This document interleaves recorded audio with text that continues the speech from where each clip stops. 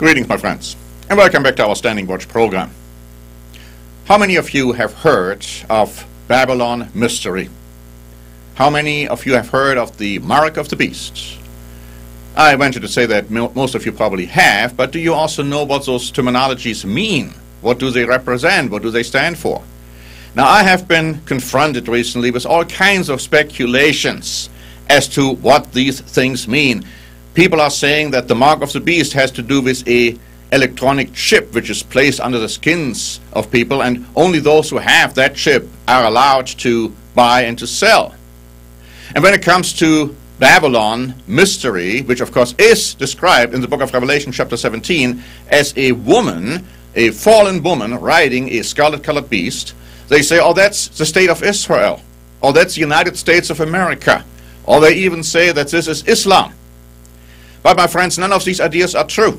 None of these ideas are correct, and I hope that you haven't been swayed by some of these concepts, because they are not what the Bible says. They are not what history reveals. Let's go back to, first of all, explaining the mark of the beast. Now, in Revelation 13, there's another beast explained.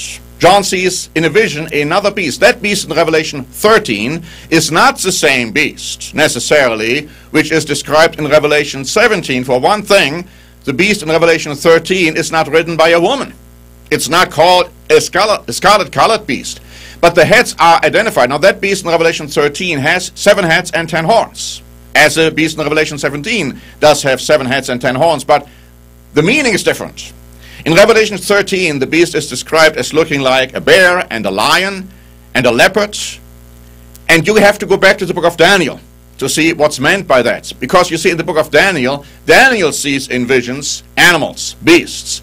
And one beast looks like a lion. Another beast looks like a leopard, but it has 4 heads. Another beast looks like a bear. And in the book of Daniel, those beasts are described as world-ruling empires. The lion standing for Babylon.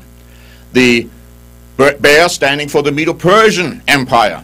The leopard with the 4 heads stands for the Greco-Macedonian Empire under Alexander the Great. But when Alexander died, the 4 generals took over power and authority over the empire. And then you have the 4th beast also mentioned in the book of Daniel with 10 horns. And every Bible commentary tells you that this is the Roman Empire, because you see, historically, the Roman Empire replaced and swallowed up, if you please, the Greco-Macedonian Empire. Now, if you go now to the beast in Revelation 13, which has all those elements combined, you know that what John is seeing there is the Roman Empire, which had swallowed up all the previous empires. But you see, that Roman Empire also had 10 horns. And we find out that the 10 horns designate 10 revivals of the Roman Empire. That Roman Empire would exist until the return of Jesus Christ. But the ancient Roman Empire fell. It got a deadly wound. It fell, but it was revived. The deadly wound was healed, as you read in Revelation 13. And so you find that it was revived, but the first 3 revivals were not those embracing the Roman Catholic religion. These were barbarian tribes. They had another religion. And you find in the book of Daniel a reference to a little horn, which would pluck out those 3 horns, those 3 first revivals. And then it would impose on the rest of those 7 revivals its religion. And we find that this little horn is a horn which will intend to change laws and times, or you might say God's laws about holy times. And that is historically what has happened. The Roman Catholic Church has replaced the weekly Sabbath from Friday sunset to Saturday sunset with Sunday, a day worshiping a sun god, a pagan sun god. It has replaced God's annual holy days with pagan holidays, such as Christmas or Easter, which have nothing to do with the true worship of Jesus Christ and God the Father.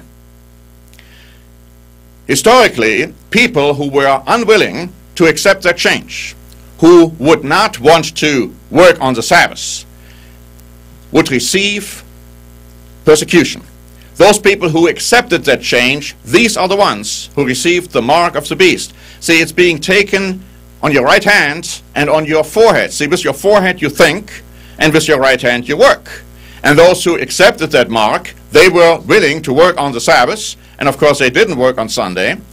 But laws were enacted saying that if you Judaize, if you accept the weekly Sabbath, and if you refuse to work on that day, you will be anathema of Christ. You will be persecuted. You will be condemned.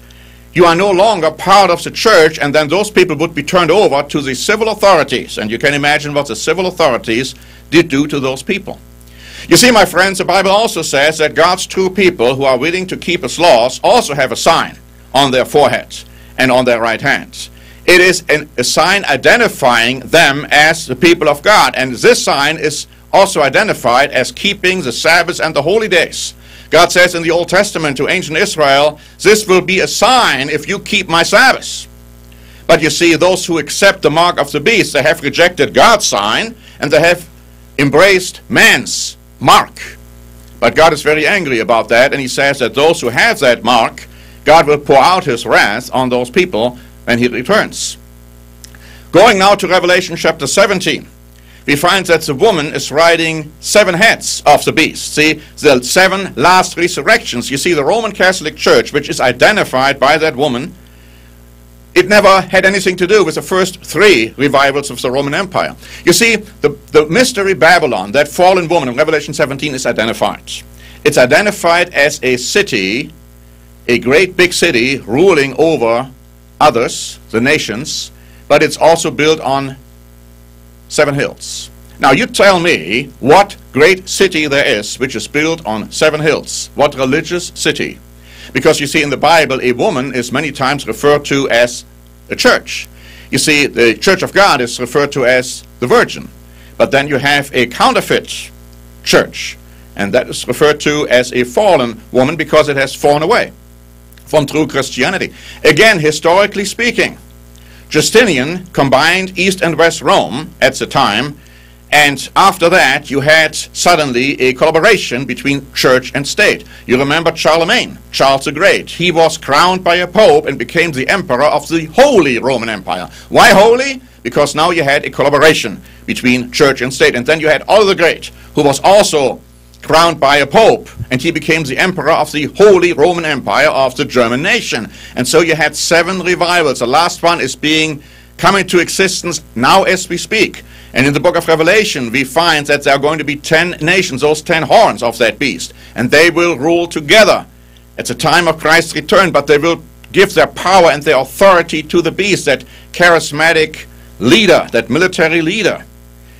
And then they will fight against Christ when He returns, because they are going to be deceived, thinking that Christ may be the Antichrist, because He is the one who still insists that you have to keep the Sabbath, that you have to keep the holy days, that you have to keep God's laws. And they had been told all of this has been done away with. You see how all of this fits together. Rather than being deceived by wrong interpretations and wrong ideas as to what the mark of the beast is, as to what Babylon the Great is in the book of Revelation 17, let's have the Bible interpret the Bible. Now we have prepared several booklets which explains this in more detail. One booklet is called Europe in Prophecy. Another one is called The Great Tribulation and the Day of the Lord. And then we have a book, actually, a commentary on the mystery of the book of Revelation. Do yourself a favor and read and study those books with understanding. If you really want to know the truth, if you don't want to be swayed by wrong ideas, study our literature. It's free for the asking. It's also posted on our website. Don't you think you owe it to yourself to know what the Bible really says about these things? Thanks very much for watching. This is Norbert Link for the Standing Watch program.